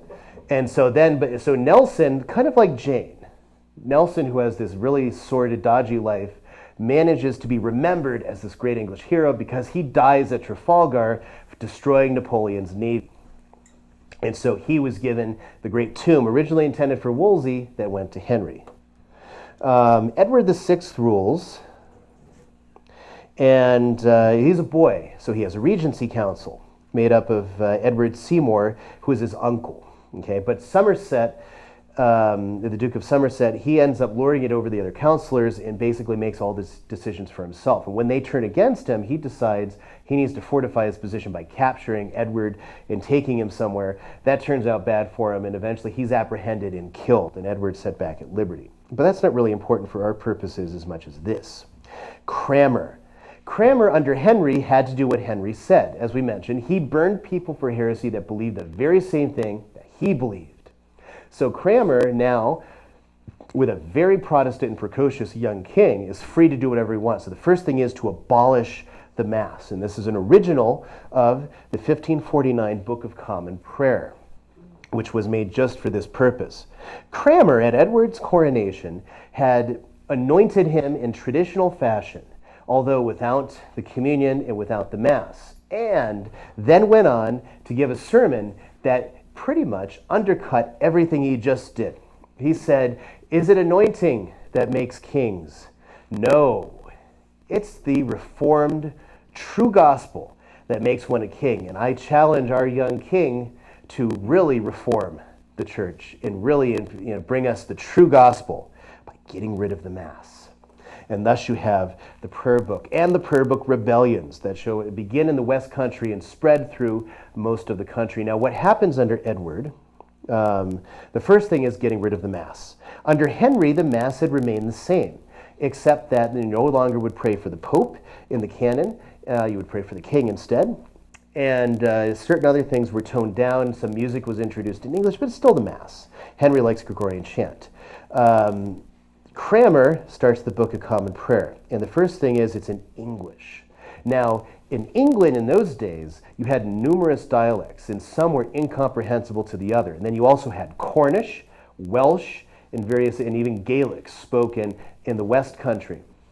So as a result, people did not want this new book, and in English that they didn't understand. You're still yet to have Shakespeare and the King James Bible that kind of form what we now call English. So they couldn't understand it. At least the Latin they understood, at least as far as the Mass went. So it's a departure from Mass as it was under Henry. All language of sacrifice is stripped out. Vestments are taken away and burned. The priest is to wear only an alb, or a surplice at most. The Eucharist is to be regarded as bread. It's to be confessed as bread. A prayer in the 1449 Book of Common Prayer. Some people try to say, oh, this wasn't a radical departure. It was the 1552 one. No, even right away, everyone's supposed to say a prayer, acknowledging that what they are to receive is just bread and not really Christ. The mandatory imposition of the prayer book was accompanied with new iconoclasm. We'll talk about that in a second. Any priest would be fined a year's salary for one offense of not saying the prayer book. For two, permanent loss of salary and a year in prison. A third offense meant life in prison. And so under circumstances like that, oh wow, I love this new book, we're going to do it. And then Edward's commissioners come in to start destroying the church. And so this is called the Rood in medieval English, the Rood screen. It's much like if you've seen a Greek iconostas in an Orthodox or an Eastern Catholic church. The idea is largely the same, to set up your sacred space. And at the top of the Rood is always a crucifix. From the Latin word rudis, which means wood or tree, or part of the tree. So as a result, because the Rood is up there, the whole thing is called the Rood screen. You have a priest saying Mass, but only the head. Why only the head? Where's the rest of it? Taking off the heads but leaving the rest of it is a sign our forefathers were idolaters. They worshipped images. But now we don't. So by taking off the heads, they leave the remnant as a sign. We, on the other hand, don't worship images. We are reformed. And the same thing for that image down there of the resurrected Christ. Okay. So then this commemorates the uprisings, the Western uprisings. The people declared, we want the Mass, and they died for it. And so we want the Mass in Latin and not in any foreign feigned tongue. So it was don't have time to really go into it. It was a general uprising of the people. See, the standard histories tell us, oh, the clergy were mad about the change, and so they got all the people riled up. And it's not true. The clergy went along with it because otherwise they're going to be have life in prison or worse. So they went along with the prayer book until the people rose up and demanded, no, you're not going to say this. You're going to say Mass. And thus they began liking the pilgrimage of grace. Not to overthrow the king, but to get the king to get good counselors and restore things as it was under King Henry. So they died for the Mass. I'll talk about that in the next talk, just to get through here. Edward VI was a very precocious Protestant. He followed events very closely. Even though he was a young boy, he actually wrote in French a treatise against the Pope's supremacy, which evinced his high level of education. But he got sick on his last progress and then tried to change the succession because he realized his Catholic sister Mary would take over and undo everything he's just done. So, for lack of issue of my body, right, and he keeps changing it, and finally comes to the Lady Grey, to their heirs male, because he didn't like women, the idea of women being queens, and so he wants to make sure to their heirs male, but if not, then they'll rule in their place. So Lady Jane Grey was the granddaughter of Henry's sister Margaret, Mary. And so as a result, she was next in line for the throne if you cut out Mary and Elizabeth. And so the Lady Jane Grey is found reading Plato in the original Greek, uninvolved in really any particular affairs of state, and told, you're the queen now. And they had a plan to capture both Mary and Elizabeth, to have them both killed in the Tower, and then to put Jane on the throne. So they don't quite capture Elizabeth. Mary had already fled, so she was nowhere to be found. And she instead goes into the West County, where many of the prayer book rebellions have been held. But there she's hailed as queen, even by Protestants, because she's truly Henry's daughter, and there's something right about following the law. So as a result, Mary then becomes queen. Against all odds, the imperial ambassador didn't think she had any chance of actually really becoming queen.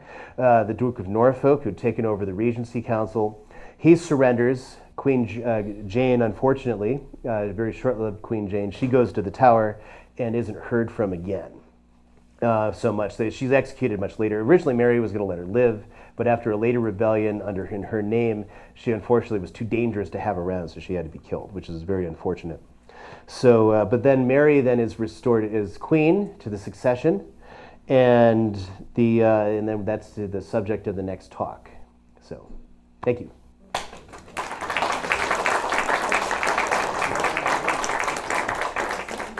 Any questions? I know that was very lengthy, but yes, ma'am. Do you have statistics for the number of murders there were? Somewhat. I don't hear. I can have it. I can get that answer for you. So the numbers I drew up were mostly for Mary's reign and things. Actually, no, I do have close to it. It'll be the next talk. Yes. All we hear about in terms of these disputations of points of theology on things like the sacraments and the papacy. What was the position of moral theology in this time? It seemed to be quite ignored. It didn't change very much from Catholicism to Henry's church. Moral theology was more or less the same. So you wouldn't, you'd still study the old authors. It wouldn't be taken in much of a different way. And the thing is, Protestantism isn't a one-block, monolithic viewpoint. So they haven't even really come up with their views. There's only one thing that Protestantism holds. It's that chastity and celibacy, or not chastity itself in the right sense, but celibacy was an evil imposed on the clergy by Antichrist. So that as a result, there was always a hatred of celibacy. Edward's reign would force many priests to marry because it was a hateful thing to be celibate. So as the result of that would be, most moral theology stays intact until the next century. And then you start having discussions about, mostly in terms of marriage and then other things. But the next problem you see, and you see it under Elizabeth, is canon law is now under the crown. So formally, if you ate meat on a day that was penance day, where you were supposed to abstain from meat, formally you went to confession, you confessed it, you got a penance, and fine. Now it's a civil crime. Now you actually have to pay a fine or go to jail for a day or two to commute your sentence and do whatever public work the magistrate says to do. So as canon law has been put together, so morality, it largely stays the same on paper, but it starts to go downhill, and you see that in Elizabeth's reign, certainly. What I'm asking about is during the time of King Henry and all his various mistresses and wives, who he is considered pious, they're considered pious, and yet they're not chaste. Well, the same thing is true in France. Francois I also has a number of mistresses. Charles V certainly. Basically, there's a certain attitude which persisted in those times, that the king well, he's got to, he's got to have his little, his things to do on the side. And people accepted that as a legitimate attitude. It wasn't moral, wasn't right. So if the king was on his point of death, he would always have to repudiate publicly his mistresses. King Louis XV, for example, was actually struck by God and had this strain when he was fighting against the Austrians. He had this in 1751, is that right? He had this very severe illness. And so on his deathbed, he had this one pair of mistresses that he loved, and they were related. And so he was told by the bishop, you have to repudiate your mistresses publicly. And he did it. And then he miraculously got better. But he didn't take note. And it got a lot worse, and he died horribly from syphilis. So in those days, anyway, the attitude was simply that, well, kings will have their fun. And that's more or less how they looked at that attitude, which is unfortunately bad and leads to so many bad things. But that's kind of the culture of the time and the nobility. I think a case could be made that there was a change regarding usury, especially in the practices of the exchequer at the time, which, if high interest rates, usurious rates, benefited the crown, then that was okay. That would be true. Might have been more of not so much a change in moral theology as ignoring it. Ignore it. Well, it's largely more ignoring it because you could say the same for the Catholic Church, because more or less since Dum Vix Preveni, it's been ignored and it's a dead letter. It's still true and morally evil to commit usury, but we've backed away from it because world finance depends on it. So we don't want to talk about that.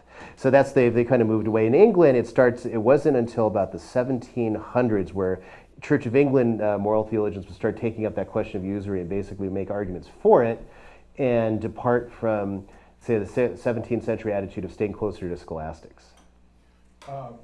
Just an aside, Robert Davies, Mm-hmm. the English pamphleteer, writes that the suppression of the prayer book uprising was effected on Cranmer's orders Right. by Lutheran cavalry Mm-hmm. at the expense of 4,000 Cornishmen and Welshmen Right. martyred, Mhm. ridden down by Even heavy Michael cavalry. Davies? Pardon? Michael Davies? Mike Davies. Yeah. Yes, that's correct. In fact, I had to skip over the Prayer Book Rebellion because it was already going so long, which is unfortunate because actually the English king used foreign mercenaries to put down his own people. And even some of them were even Catholic at different points when they found out what they had done. Some were Spanish mercenaries and others. And when they found out what they had done, that they had killed Catholics, they actually went to sue penance to purge their crimes, and even went to do pilgrimage and other things because they realized what they did was wrong. But they didn't know. They were in a foreign country whose language they didn't speak. For all they know, they were just whatever rebels. But then the Lutheran cavalry were brought in by Cranmer to put down his own people, because for Cranmer, well, it's never been heard for subjects to instruct the king or his ministers.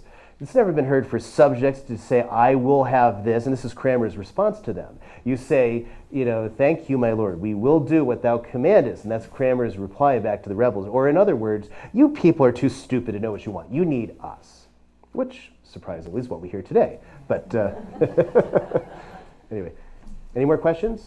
I know it's a lengthy bit of stuff, lots to cover. I have a point I'd like to discuss with you. Sure. In private. Okay, that's fine. Okay.